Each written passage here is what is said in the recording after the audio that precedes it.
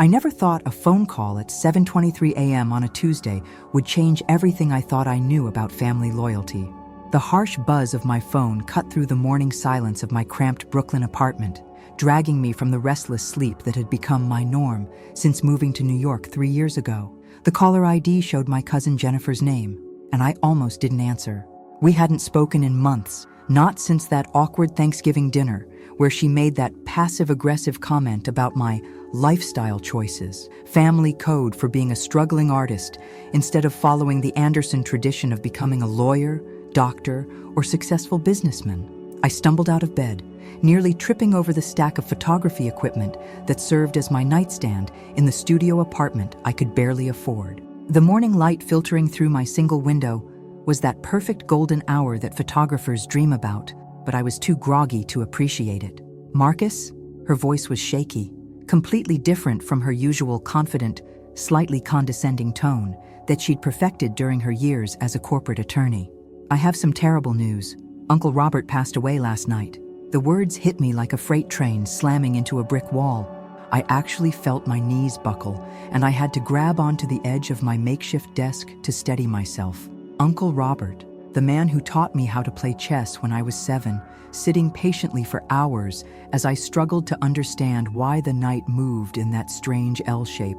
The man who snuck me extra chocolate chip cookies when my parents weren't looking during those endless family gatherings. The man who was the only family member who never questioned my decision to pursue photography instead of law school, who never made me feel like a disappointment for choosing art over traditional success. "What happened?" I managed to ask, my voice coming out as barely more than a whisper. My coffee cup was trembling so badly in my hand that I had to set it down before I spilled hot coffee all over my morning's work. Contact sheets from yesterday's wedding shoot that I'd been reviewing. Heart attack. It was sudden. He was at home, working in his garden, and she paused, and I could hear her taking a deep, shuddering breath. Even Jennifer, who prided herself on maintaining composure in the most stressful legal negotiations, was struggling to keep it together. Patricia found him when she came home from her book club. The paramedics said he probably didn't suffer. It happened very quickly. I closed my eyes and could immediately picture Uncle Robert in his garden, probably wearing that ridiculous straw hat he'd bought at a craft fair 5 years ago, the one with the fake sunflower attached to the side. He'd been so proud of that garden, spending hours each morning tending to his tomatoes and his prized roses. Last time I visited, he'd shown me how the morning light hit the dewdrops on his rose petals, explaining composition and natural lighting principles as if he were a photography instructor instead of an insurance company owner.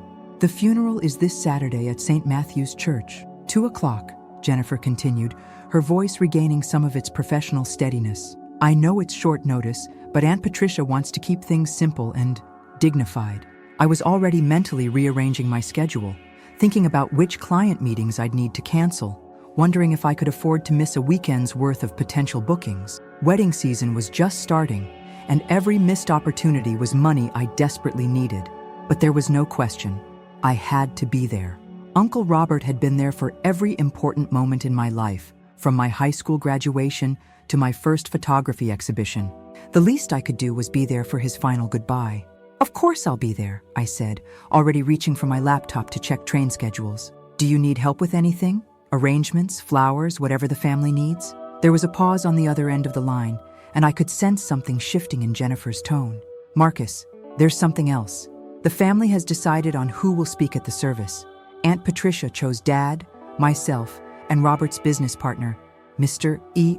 Chen.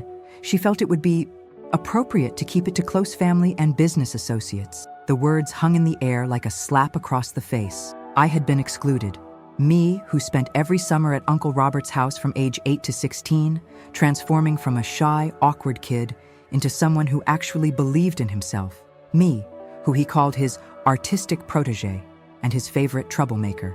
Me, who was probably closer to him than any of his actual children or grandchildren, because I was the only one who shared his love for creativity, his appreciation for the unconventional, his belief that success couldn't be measured solely by bank account balances and professional titles. The exclusion stung even more because I knew exactly why it had happened. My parents had probably suggested that my presence at the podium wouldn't project the right image. After all, What would the country club crowd think if they heard from Marcus, the nephew who lived in a shoebox apartment in Brooklyn, who made his living taking pictures at weddings and bar mitzvahs, who had never owned a suit that cost more than $200? I see, I said, though I didn't see it all. My throat felt tight, like someone had wrapped invisible hands around my neck. Well, I'll be there anyway, to pay my respects. Of course, we'll see you Saturday. And Marcus? Her voice softened slightly. I know this is hard. Uncle Robert loved you very much. Everyone knows that. But apparently not enough to let me speak at his funeral, I thought bitterly. After hanging up, I sat in my small apartment, surrounded by the chaos of my artistic life. Cameras and lenses scattered across every surface, prints hanging from clotheslines I'd strung across the room, contact sheets and negatives organized in a system that made sense only to me. I stared at the framed photo on my bookshelf, Uncle Robert and me at my first photography exhibition 2 years ago. He had driven 4 hours from Connecticut just to be there, even though only 12 people showed up to the opening at that tiny gallery in Chelsea. While my parents had sent a congratulatory text message, "Proud of you, honey. Sorry we can't make it. Your father has a client dinner."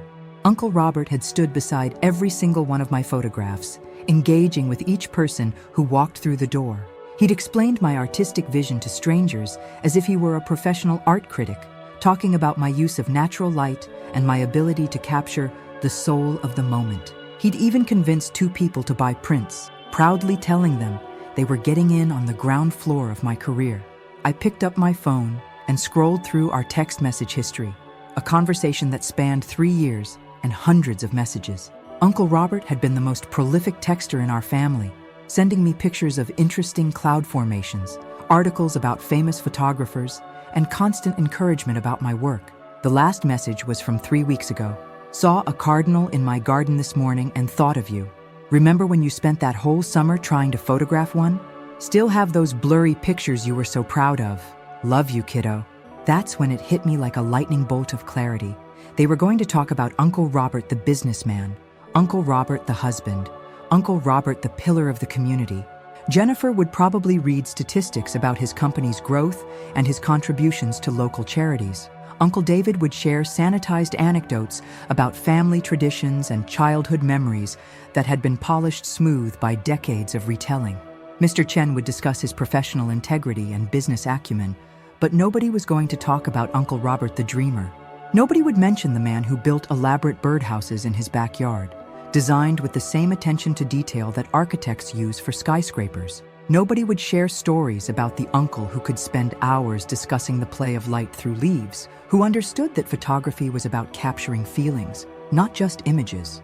Nobody would talk about the man who believed that chasing your passion was never a waste of time, even when that passion didn't pay well or earn society's approval. I walked to my window and looked out at the bustling street below. People were hurrying to their jobs, caught up in their daily routines, probably taking for granted the people who truly understood them. A woman was walking her dog, chatting on her phone, probably complaining about work or traffic. A man in an expensive suit was checking his watch impatiently as he waited for a taxi, his face set in the kind of perpetual frown that suggested he'd forgotten how to find joy in small moments. I realized I couldn't let Uncle Robert be remembered only in the sanitized, appropriate way the family had planned. His true legacy, the part of him that had shaped me and probably dozens of other people, would be lost if someone didn't speak up. The idea started forming slowly, like a photograph developing in a dark room. What if I didn't need their permission to honor him properly? What if there was another way to make sure his real story was told?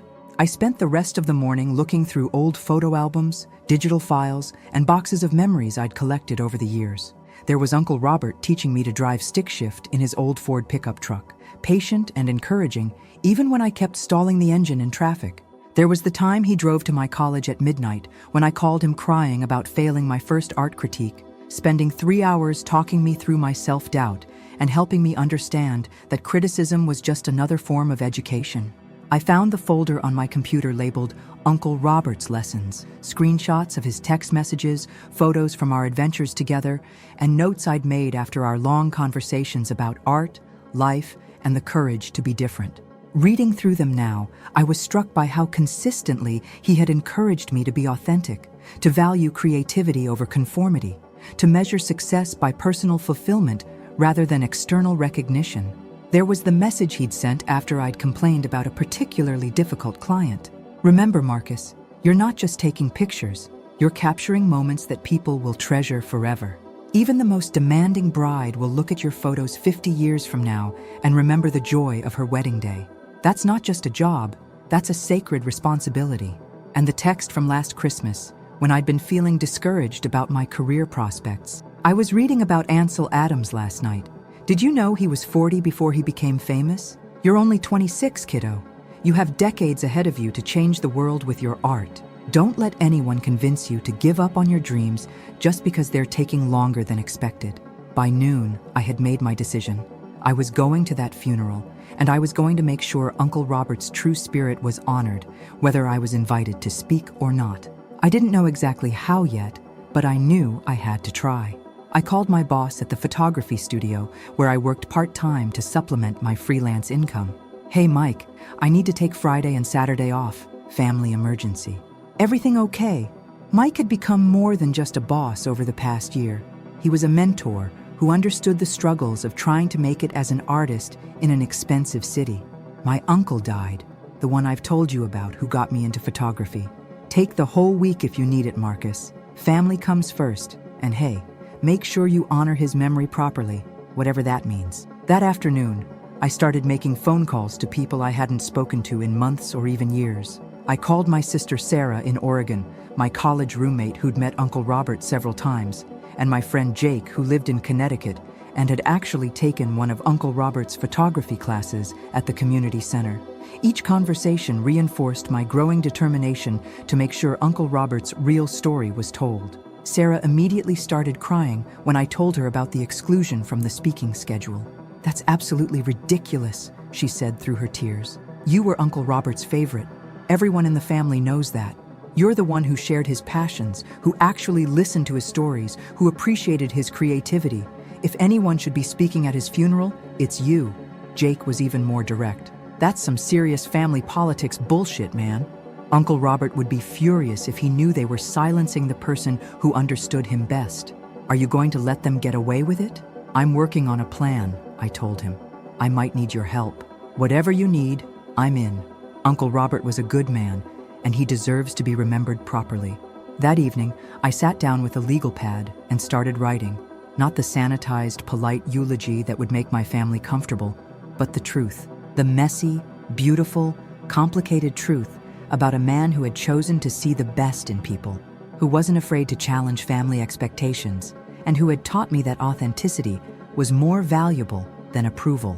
I wrote about the summer when I was 13 and going through an awkward phase that made me feel invisible and worthless. Uncle Robert had noticed my withdrawn behavior during a family barbecue and had quietly invited me to spend a week at his house. Instead of treating me like a problem to be solved, he'd introduced me to his photography hobby, teaching me to see beauty in ordinary moments. "Look at this flower," he'd said, pointing to a wilted dandelion in his backyard. "Everyone sees a weed, something to be eliminated. But look at the way the morning light catches the seeds. Look at the intricate structure of something that most people consider worthless." Photography teaches us to look beyond surface judgments and find the extraordinary in the ordinary. That week had changed my life. For the first time, I'd felt like someone saw potential in me instead of just problems. Uncle Robert had given me my first camera, an old film camera that probably wasn't worth much money, but felt like the most precious gift in the world.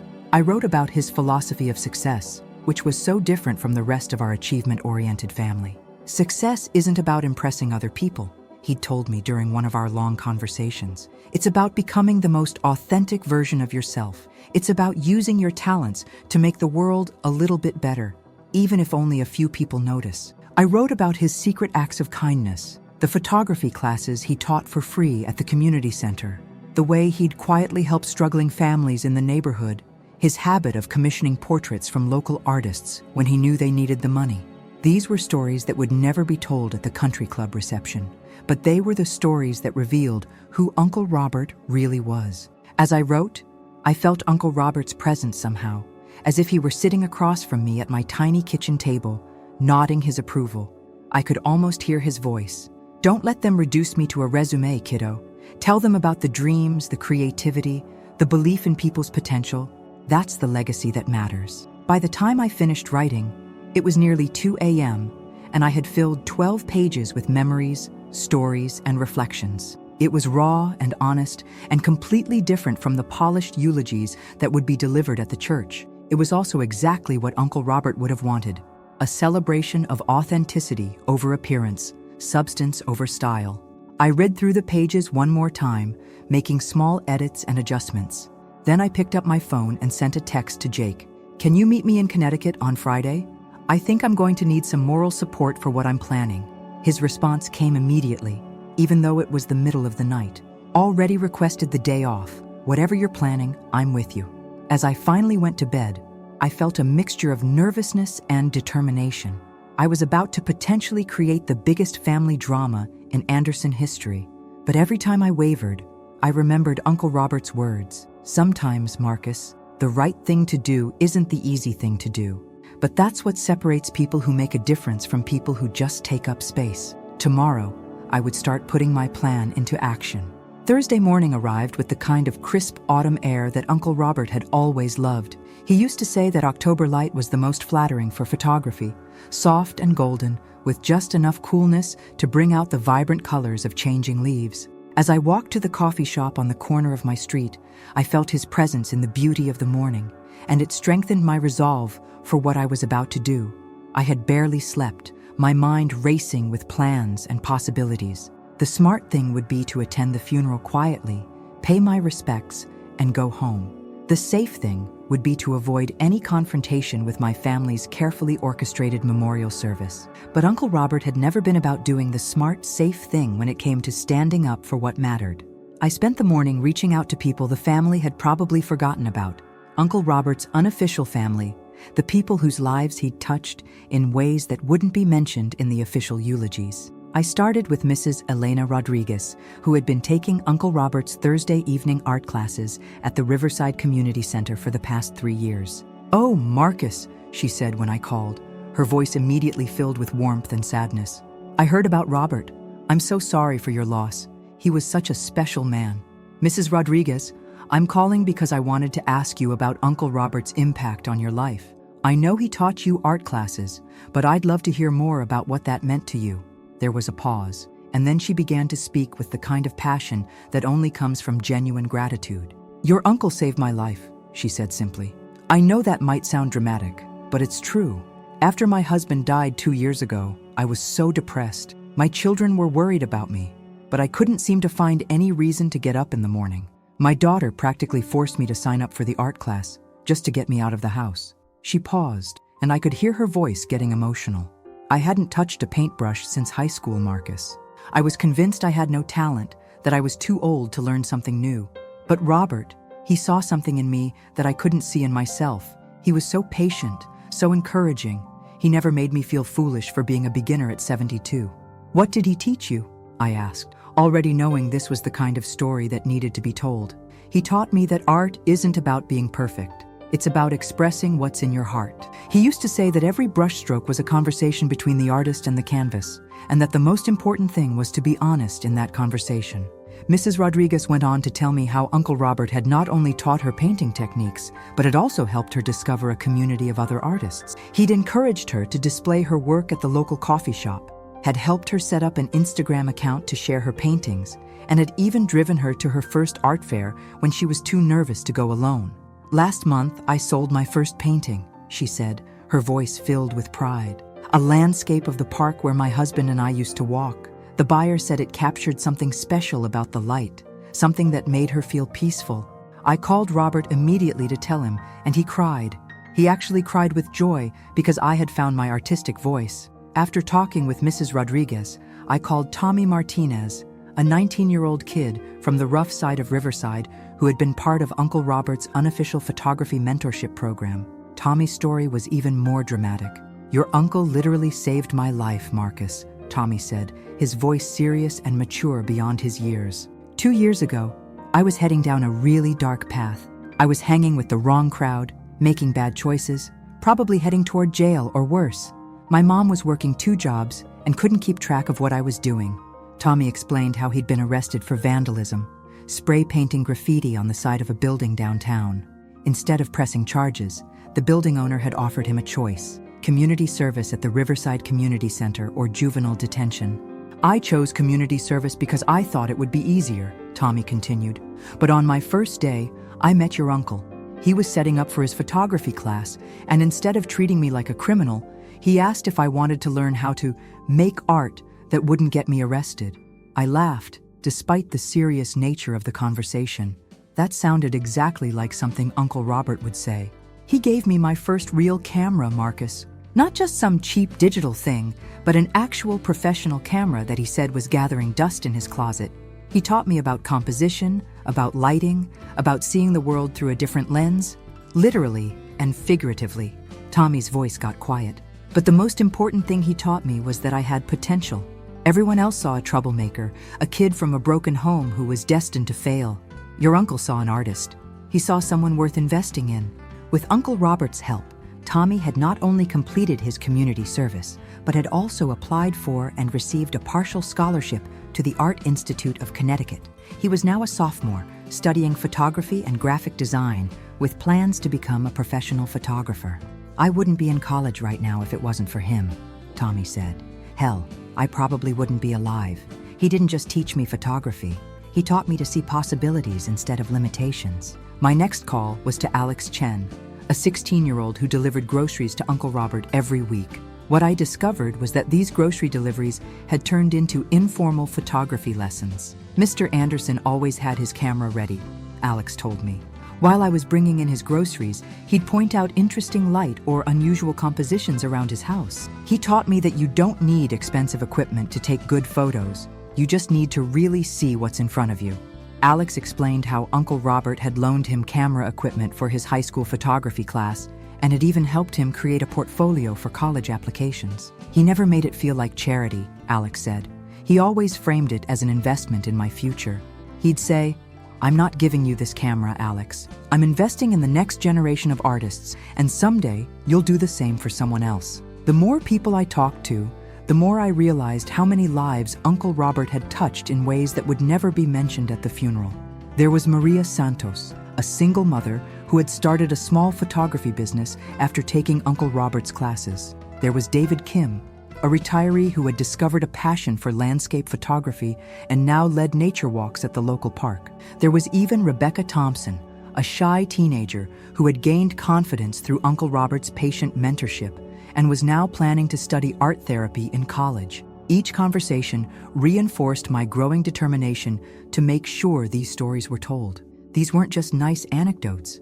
They were testimonies to the real impact of a life well lived. They were proof that Uncle Robert's true legacy wasn't his business success or his community standing, but the way he had seen potential in people and had given them the encouragement they needed to pursue their dreams. Friday morning, I drove up to Connecticut in my beat-up Honda Civic, the car loaded with photography equipment and a suitcase full of memories. I had printed out dozens of photos from Uncle Robert's life, not just the formal family portraits and business photos that would probably be displayed at the funeral, but the candid shots that captured his personality.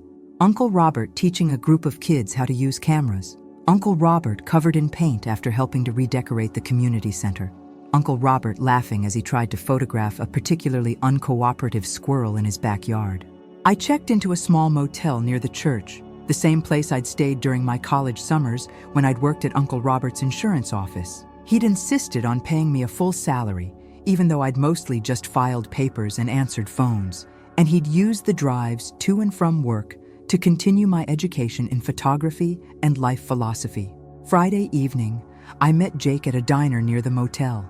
He'd driven up from his apartment in Hartford, and I could see the concern in his eyes as I explained my plan in detail. "You're really going to do this?" he asked, looking both impressed and worried. "You know this could cause a huge scene, right? Your family isn't exactly known for their appreciation of surprises." "I have to, Jake.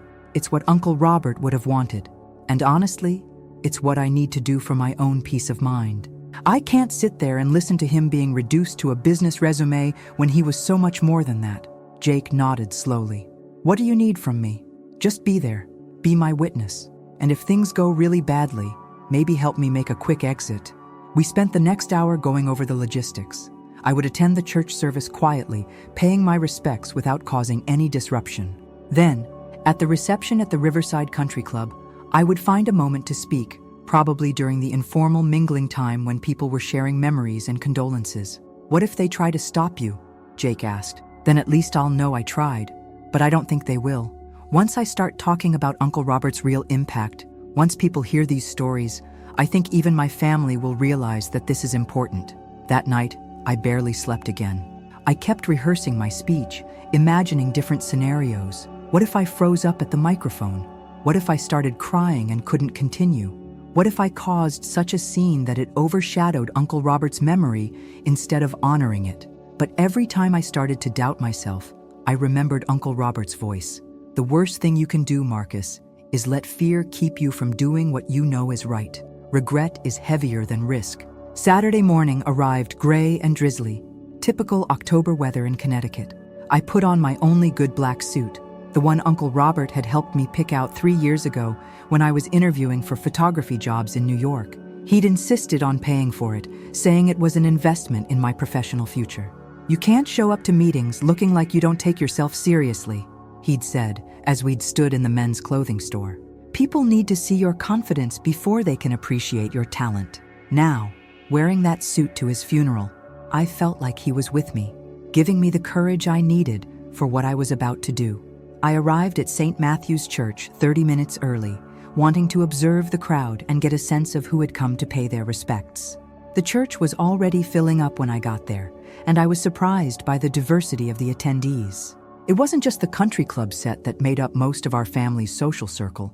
There were people in work clothes, teenagers with their parents, elderly folks from the community center, and several people I recognized from the stories I'd collected over the past few days. Mrs. Rodriguez was there, wearing a simple black dress and dabbing her eyes with a tissue. Tommy was sitting near the back, looking uncomfortable in an ill-fitting suit, but he'd made the effort to come. Alex was there with his parents, looking solemn and respectful. These were Uncle Robert's people, the ones whose lives he'd touched in ways that wouldn't be mentioned in the official eulogies. Seeing them there, knowing they had come to honor the man who had believed in them, strengthened my resolve even more. My family was clustered in the front rows, looking appropriately somber and dignified. Aunt Patricia, draped in expensive black designer clothing, was accepting condolences with the practiced grace of someone who had been planning this moment for years. My parents were nodding politely to various business associates and country club friends, playing their roles in the family's carefully orchestrated presentation of grief. I took a seat in the middle of the church, close enough to hear everything, but far enough back to avoid immediate family scrutiny. Jake slipped in beside me a few minutes later, giving me a reassuring nod. "Ready for this?" he whispered. "As ready as I'll ever be," I whispered back. The service was about to begin, and I could feel my heart pounding with anticipation. In a few hours, I would either honor Uncle Robert's memory in the way he deserved, or I would create the biggest family scandal in Anderson history. Either way, I was committed to the path I'd chosen. The service began exactly at 2 o'clock with the somber toll of St. Matthew's church bells. Pastor Williams, a man in his 60s with silver hair and kind eyes, approached the pulpit with the measured dignity that comes from decades of conducting funerals. The church was packed, every pew filled, with some people standing along the walls. I was genuinely surprised by the turnout. Uncle Robert had touched more lives than even I had realized. Pastor Williams began with a generic opening about eternal rest and God's plan, the kind of homily that could have been delivered at any funeral.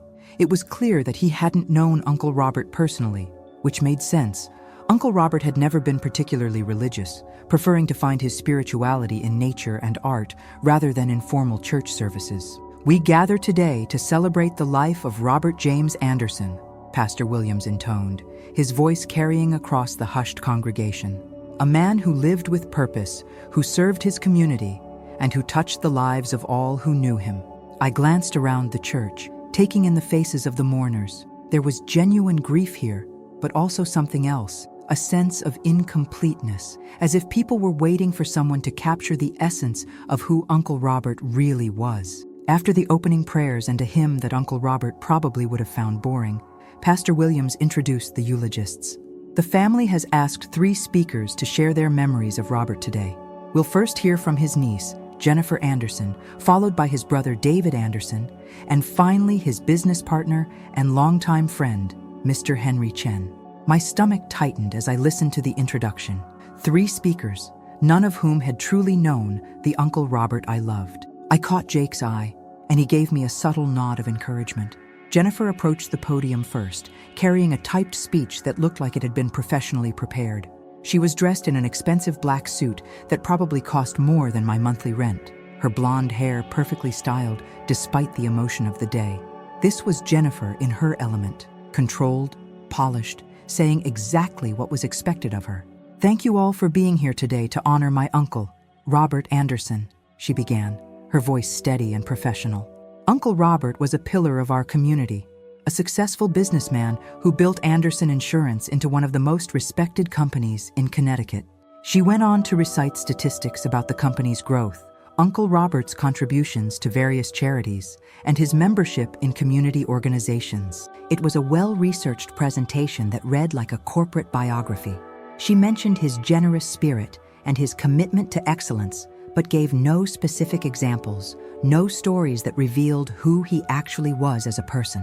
Uncle Robert believed in the importance of family traditions and community involvement, Jennifer continued. He was a man who understood that success comes from hard work, dedication, and maintaining the highest standards of professional integrity. I found myself getting frustrated as I listened. Everything she was saying was technically true, but it was like describing a magnificent painting by listing only the colors used, accurate but completely missing the beauty and meaning of the work. Jennifer concluded with a quote about eternal rest and returned to her seat to polite applause. She had spoken for exactly 7 minutes, and in that time, she had managed to reduce Uncle Robert to a collection of professional achievements and social contributions. Next was Uncle David, Jennifer's father, and Uncle Robert's younger brother. Uncle David had always been the more traditional of the 2 brothers, following a conventional path through law school, a corporate legal career, and eventual partnership in a prestigious firm.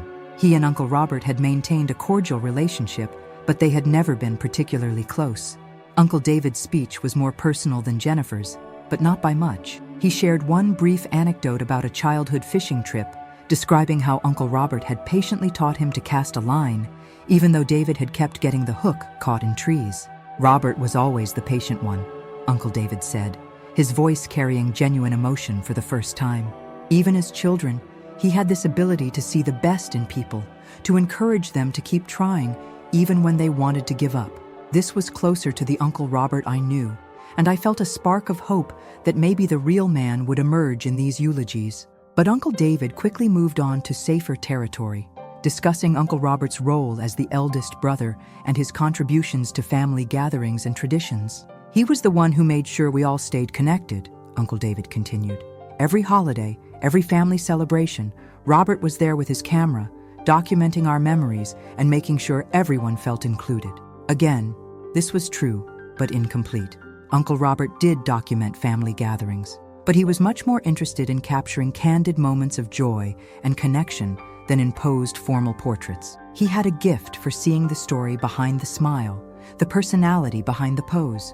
Uncle David concluded by talking about Uncle Robert's marriage to Aunt Patricia and his role as a stepfather to her children from her first marriage. It was a respectful tribute to his character, but it barely scratched the surface of who he was. The final speaker was Mr. Henry Chen, Uncle Robert's business partner for the past 20 years. Mr. Chen was a small, dignified man in his 70s who had immigrated to the United States from Taiwan in the 1960s. He and Uncle Robert had built their insurance company together, and their partnership had been both professionally successful and personally meaningful. Mr. Chen's speech was the most personal so far, and I found myself leaning forward, hoping he would share some of the stories I knew about Uncle Robert's unconventional business practices and his habit of giving second chances to employees who needed them. "Robert Anderson was not just my business partner," Mr. Chen began, his slight accent adding gravity to his words. "He was my teacher, my friend, and one of the most ethical men I have ever known." He talked about Uncle Robert's integrity in business dealings, his loyalty to employees, and his innovative approach to customer service. But even Mr. Chen seemed to be holding back, sticking to professionally appropriate memories rather than the more colorful stories I knew he could tell. Robert believed that a business should serve its community, not just profit from it, Mr. Chen continued. He hired people that other companies wouldn't give a chance to. He donated anonymously to causes he believed in. He never wanted credit for his generosity, but his impact on our community was immeasurable. This was the closest any of the speakers had come to capturing Uncle Robert's true character, and I felt a mixture of gratitude and frustration. Mr. Chen clearly understood Uncle Robert's unconventional approach to business and life, but he was still presenting a sanitized version of the man I knew. The service concluded with another hymn and Pastor Williams's closing prayer. As people began to file out of the church, I felt a deep sense of incompleteness. The 3 eulogies had painted a picture of Uncle Robert that was respectful and appropriate, but it was like looking at a black and white photograph of a sunset. Technically accurate, but missing all the vibrant colors that made it beautiful. I watched as the pallbearers, Uncle David, Mr. Chen, and 4 of Uncle Robert's country club friends, carried the casket down the aisle. Aunt Patricia followed behind, supported by Jennifer and her husband. The family procession was dignified and solemn, exactly what you'd expect from the Andersons.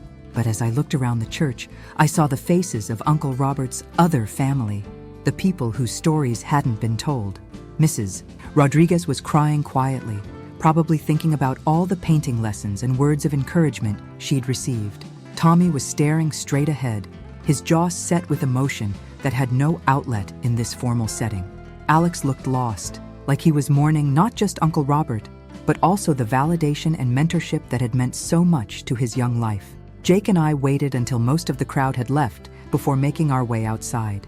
The drizzle had stopped, but the sky remained overcast, matching the subdued mood of the departing mourners. "How are you feeling?" Jake asked as we walked toward our cars. "Like I just watched them bury a stranger," I said honestly. Those eulogies could have been about any successful businessman in Connecticut. They completely missed the heart of who he was. "Well, you'll have your chance at the reception," Jake reminded me. "Are you still planning to go through with it?" I looked back at the church, where Uncle Robert's casket was being loaded into the hearse for the short trip to the cemetery. More than ever, someone needs to tell the real story. The reception was being held at the Riverside Country Club, a sprawling facility on the banks of the Connecticut River where my family had been members for 3 generations. It was exactly the kind of place Uncle Robert had tolerated for business purposes, but never particularly enjoyed. He used to joke that the country club was where personality went to die, replaced by polite conversation about golf handicaps and stock portfolios. I drove to the country club with my windows down, trying to clear my head and prepare for what I was about to do. The reception would be less formal than the church service, with people mingling and sharing memories over coffee and cake. It would be the perfect opportunity to speak informally to the crowd, assuming I could find the right moment and the courage to seize it. The country club's main dining room had been elegantly decorated for the reception. Round tables covered with white linens were arranged throughout the space, each topped with simple floral centerpieces. Along one wall, a memorial display had been set up with photographs from Uncle Robert's life, mostly formal family portraits and business events, exactly what I'd expected. As guests arrived from the cemetery, I positioned myself near the memorial display, studying the photographs and waiting for the right moment. Most of the pictures showed Uncle Robert in his official roles, shaking hands with local politicians, receiving business awards, posing with family at weddings and graduations. There were a few more casual shots, but even those had a staged quality that didn't capture his spontaneous joy or creative spirit. I noticed that several of Uncle Robert's unofficial family members had come to the reception, despite probably feeling out of place in the country club environment. Mrs. Rodriguez was standing awkwardly near the entrance, clearly uncertain about whether she belonged. Tommy was examining the memorial photos with a frown, probably noticing the same absence of Uncle Robert's artistic side that I was seeing. This gave me an idea for how to begin my speech. Instead of just walking up to the microphone and potentially catching everyone off guard, I could start by inviting Uncle Robert's mentees to share their own stories. It would be more organic, less confrontational, and it would give weight to my words by showing the breadth of Uncle Robert's impact. I approached Mrs. Rodriguez first. "Mrs. Rodriguez, I'm so glad you came. How are you holding up?" Her eyes filled with tears. It's been difficult, Marcus. Robert was such an important part of my life these past few years, but I have to say, listening to the eulogies today, it felt like they were talking about someone I didn't know. What do you mean? They talked about Robert the businessman, Robert the community leader. But what about Robert the teacher? Robert the encourager? The man who convinced a 72-year-old woman that it wasn't too late to become an artist? This was exactly what I had hoped to hear. Would you be willing to share that story with the other guests? I think people should know about that side of Uncle Robert. She looked nervous. Oh, I couldn't. This is such a formal gathering, and I'm not comfortable speaking in front of crowds. You wouldn't have to give a formal speech, I assured her. Just share your story. Tell people what Uncle Robert meant to you. I think it would honor his memory in a way that really matters. After a few more minutes of gentle encouragement, Mrs. Rodriguez agreed to at least consider sharing her story if the opportunity arose naturally.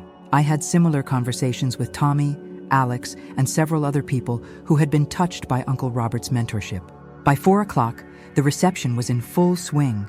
People were seated at tables, enjoying their coffee and cake, sharing polite memories and condolences. The atmosphere was exactly what I'd expected: respectful, restrained, and completely lacking in Uncle Robert's vibrant personality. Aunt Patricia was holding court at the head table, graciously accepting sympathy from a steady stream of visitors. She looked elegant and composed, the picture of dignified widowhood. My parents were working the room like seasoned politicians, thanking people for coming and sharing appropriate anecdotes about Uncle Robert's business success and community involvement. The country club manager, a thin man in his 50s named Mr. Patterson, was monitoring the event with the practiced efficiency of someone who had organized hundreds of similar gatherings. Around 4:15, he approached the microphone to make the standard announcement, thanking everyone for coming and inviting any final comments or memories. This was my moment. I caught Jake's eye across the room and nodded. He understood. It was time to put our plan into action. I also made eye contact with Mrs. Rodriguez, Tommy, and Alex, giving them encouraging smiles. My heart was pounding as I made my way toward the front of the room. This was it. The moment when I would either honor Uncle Robert's memory in the way he deserved or create the biggest family scandal in Anderson history. Conversations were winding down, people were finishing their coffee, and several guests had already started to leave. The memorial display stood mostly unattended now, a collection of photographs that told only half of Uncle Robert's story. I reached the microphone just as Mr. Patterson was about to turn off the sound system for the day. "Excuse me," I said, my voice carrying across the room louder and clearer than I'd expected. If I could have everyone's attention for just a moment. The conversation stopped mid-sentence. Heads turned. Coffee cups paused halfway to lips. I saw my parents' faces go pale, with a mixture of confusion and dread. Aunt Patricia's expression shifted from polite interest to alarm as she realized what was happening. Jennifer actually started to rise from her chair, probably planning to intervene, but something in my expression made her hesitate. "I'm Marcus Anderson, Robert's nephew," I began, my voice steadying as I spoke. I wasn't asked to speak during today's service, but I realized that there are stories about my uncle that need to be told. Important stories that paint the full picture of who he really was. Stories that go beyond his professional accomplishments and show the heart of the man we're here to honor. I paused, scanning the room, making eye contact with as many people as possible. The silence was absolute. Even the country club staff had stopped clearing tables to listen. You've heard about Uncle Robert the businessman today. You've heard about Uncle Robert the community leader, the devoted husband, the respected colleague. All of those things were absolutely true. But what you haven't heard about is Uncle Robert the dreamer, the teacher, the man who believed that everyone, regardless of their background, their age, or their circumstances, deserves someone in their corner who sees their potential. I gestured toward the memorial display behind me. These photographs show Uncle Robert at business events, family gatherings, and community functions. They're beautiful pictures, but they're missing something crucial. They're missing the Uncle Robert who spent every Thursday evening teaching free art classes at the Riverside Community Center. They're missing the man who turned his garage into a darkroom where anyone could come learn to develop film. They're missing the uncle who believed that creativity wasn't a luxury for the wealthy. It was essential to the human spirit. Mrs. Rodriguez was nodding vigorously from her table, tears streaming down her face. I drew strength from her encouraging expression. Mrs. Rodriguez, would you please stand up? I asked, extending my hand toward her. After a moment's hesitation, she rose from her chair, her simple black dress a stark contrast to the expensive outfits worn by most of the country club crowd. This is Elena Rodriguez, I announced. 3 years ago, she was a recent widow struggling with depression, convinced that her best years were behind her. Her daughter practically forced her to sign up for Uncle Robert's art class just to get her out of the house. I looked directly at Mrs. Rodriguez, giving her an encouraging smile. Mrs. Rodriguez, would you tell everyone what Uncle Robert taught you? Her voice was shaky at first, but it grew stronger as she spoke. Robert taught me that it's never too late to discover who you're meant to be. I hadn't touched a paintbrush since high school, but he saw something in me that I couldn't see in myself. He was so patient, so encouraging. He never made me feel foolish for being a beginner at 72. Her voice was gaining confidence now, and I could see people throughout the room leaning forward, genuinely interested in her story. But more than that, she continued, he taught me that art isn't about being perfect. It's about expressing what's in your heart. He used to say that every brushstroke was a conversation between the artist and the canvas, and that the most important thing was to be honest in that conversation. The room was completely silent, hanging on every word. Even Aunt Patricia had stopped looking alarmed and was listening intently. Last month, I sold my first painting, Mrs. Rodriguez said, her voice filled with pride. A landscape of the park where my husband and I used to walk. The buyer said it captured something special about the light, something that made her feel peaceful. I called Robert immediately to tell him, and he cried. He actually cried with joy because I had found my artistic voice. As Mrs. Rodriguez sat down to gentle applause, I felt the energy in the room shifting. Instead of the polite, restrained atmosphere of a traditional funeral reception, people were engaged, emotional, connected to something real. Tommy Martinez, could you come up here, please? I called out, spotting the young man near the back of the room. He looked terrified, but after some encouragement from the people around him, he made his way to the front. This is Tommy, I said, putting my hand on his shoulder. 2 years ago, he was 19 years old and headed down a dangerous path. He'd been arrested for vandalism and was facing a choice between community service and juvenile detention. Tommy's story was even more powerful when he told it himself. His voice was quiet, but clear as he described meeting Uncle Robert on his first day of community service, how Uncle Robert had seen potential where everyone else saw problems. Mr. Anderson gave me my first real camera, Tommy said, his voice growing stronger. Not just some cheap digital thing, but an actual professional camera. He taught me about composition, about lighting, about seeing the world through a different lens, literally and figuratively. Tommy paused, collecting his thoughts. But the most important thing he taught me was that I had value. Everyone else saw a troublemaker, a kid from a broken home who was destined to fail. Mr. Anderson saw an artist. He saw someone worth investing in.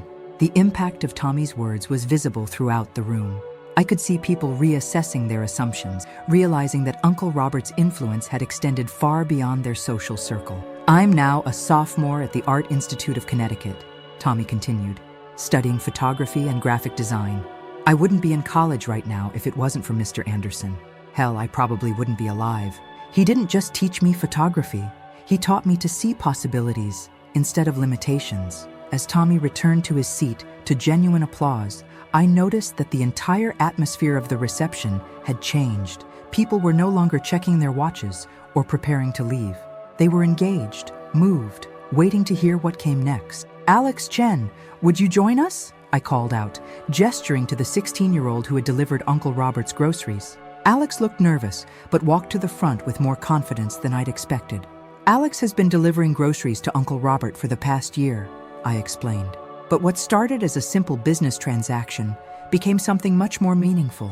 Alex spoke about how Uncle Robert had turned their weekly grocery deliveries into informal photography lessons, teaching him to see beauty in ordinary moments, loaning him camera equipment for his high school photography class. Mr. Anderson never made it feel like charity, Alex said, his youthful voice carrying surprising wisdom. He always framed it as an investment in my future.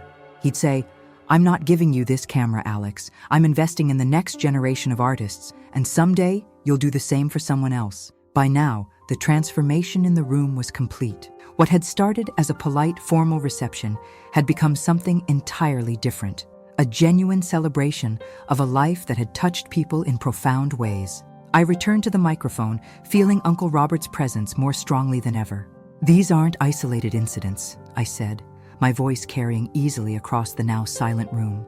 Uncle Robert spent decades quietly investing in people who needed encouragement, who needed someone to believe in their potential. He bought cameras with his own money for kids who couldn't afford them. He turned his garage into a dark room where anyone could come learn to develop film. He commissioned family portraits from struggling artists so they could earn money doing what they loved. I pulled out my phone and held up the photo of Uncle Robert and me at my first photography exhibition. This was taken at my first photography show 2 years ago. 12 people came to that opening. Uncle Robert drove 4 hours in Connecticut traffic to be one of them. While my parents sent a congratulatory text message, he stood next to every single photograph and told complete strangers why his nephew was going to change the world with his art. My voice cracked slightly, but I pushed forward, feeling the emotional weight of the moment. He never made me feel like my dreams were impractical or unrealistic. When I struggled to pay rent in New York, he didn't lecture me about getting a real job. He commissioned family portraits so I could earn money doing what I loved. When I doubted myself, he reminded me that Van Gogh only sold 1 painting in his lifetime, but that didn't make his art less valuable. I looked directly at my parents, then at Aunt Patricia, then at the entire assembled crowd. I understand why certain family members might have felt that these stories weren't appropriate for today's formal service. Uncle Robert's business success and community standing were important parts of his life, and they deserved to be honored. But if we only remember those parts, we're forgetting the heart of who he was. The room was completely still, except for the sound of people crying softly. I could see that my words were having an impact, that people were beginning to understand the full scope of Uncle Robert's legacy. "I want to read you something," I said, pulling out the piece of paper where I'd written down Uncle Robert's last text message. "This is from the last message Uncle Robert sent me 3 weeks ago. Saw a cardinal in my garden this morning and thought of you. Remember when you spent that whole summer trying to photograph one? Still have those blurry pictures you were so proud of. Love you, kiddo." I looked up from the paper, making eye contact with people throughout the room. He kept those blurry pictures. A successful businessman who could afford any art in the world. And he kept the blurry bird photos taken by his 8-year-old nephew because they represented something precious to him. The moment when someone he loved discovered their passion. Several people in the audience were openly crying now, including some I hadn't expected. Mr. Chen, Uncle Robert's business partner, had tears in his eyes. Even some of the country club staff who had been serving the reception were wiping their eyes. Uncle Robert taught me that success isn't measured by your bank account or your job title or whether you fit into other people's expectations. Success is measured by whether you had the courage to be authentically yourself and whether you helped others find the courage to do the same.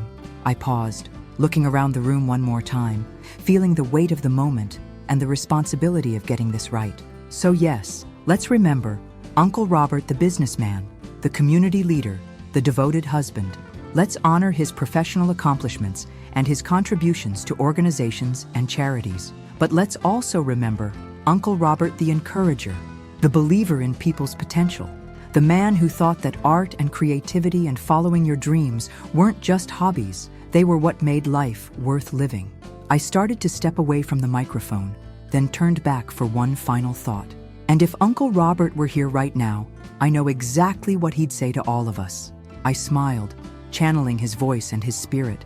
Don't just remember these stories, live them. Find someone who needs encouragement and be their encourager. See potential where others see problems. And never, ever let anyone convince you that your dreams are too small or too big or too weird to pursue. The world needs more dreamers, not fewer. As I stepped away from the microphone, the silence lasted for what felt like an eternity. Then Mrs. Rodriguez started clapping, slowly at first, then joined by Tommy, then Alex, then Jake. Within moments, the entire room was applauding. Not the polite golf clap of country club politeness, but genuine, emotional applause that seemed to go on forever. But more importantly, people didn't leave after the applause died down. Instead, they gathered in small groups around Mrs. Rodriguez, Tommy, and Alex, asking to hear more stories, sharing their own memories of Uncle Robert's kindness and encouragement. I watched as my cousin Jennifer, who had been so concerned about maintaining the appropriate tone for the day, approached Tommy and asked him about his photography studies. My father, looking uncomfortable but making a genuine effort, struck up a conversation with Mrs. Rodriguez about her art. Mr.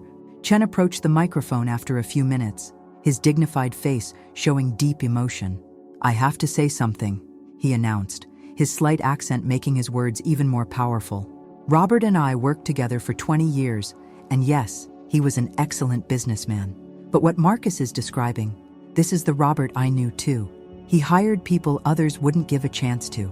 He donated anonymously to art programs in schools. He visited employees in the hospital and helped with their medical bills when insurance wasn't enough. He never wanted credit for these things, but they were just as important to him as our quarterly profits." Mr. Chen's impromptu addition to my speech seemed to open the floodgates.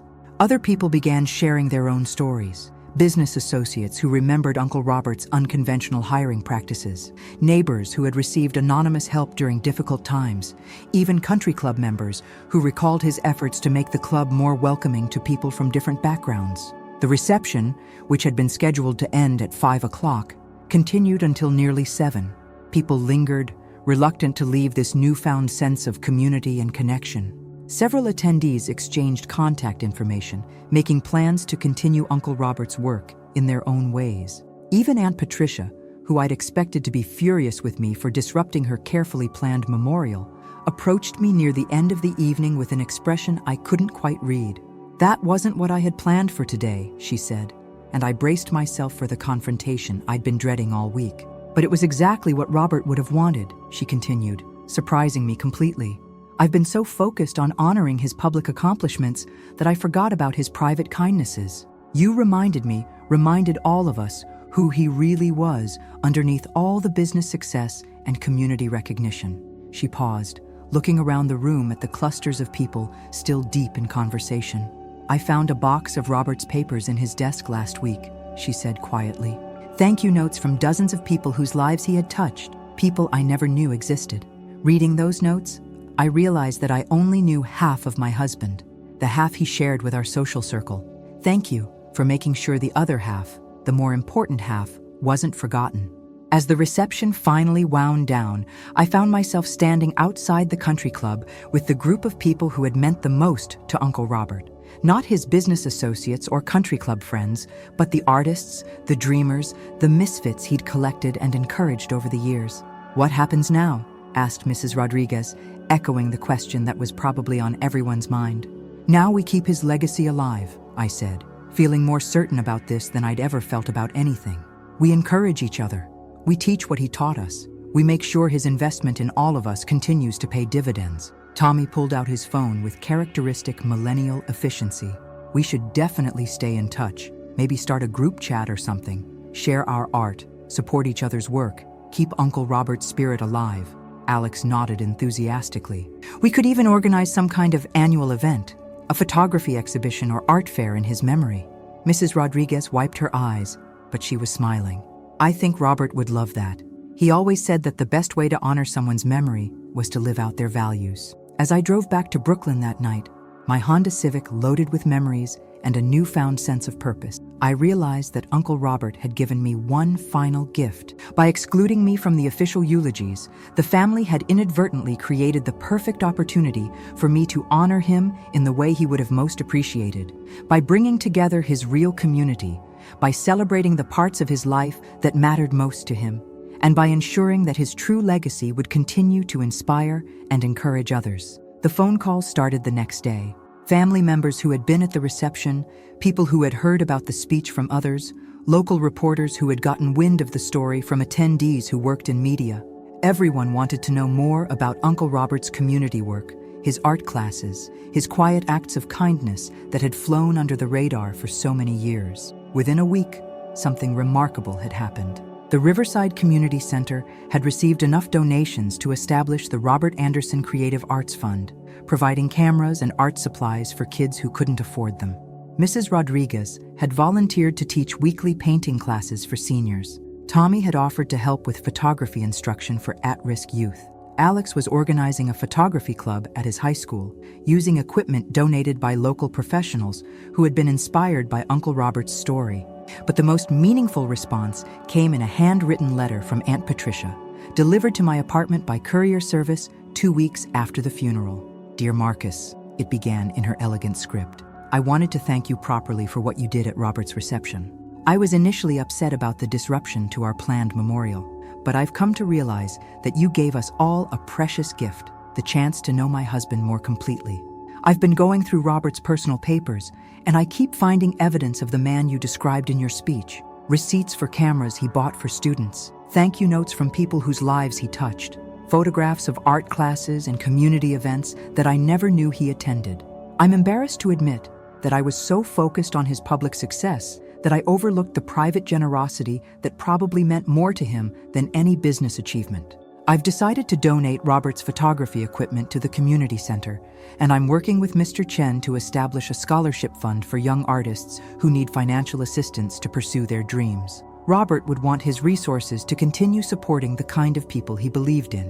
You were right to speak up, Marcus. Robert would be so proud of you for having the courage to honor what really mattered to him, even when it was uncomfortable. Thank you for making sure his true legacy won't be forgotten."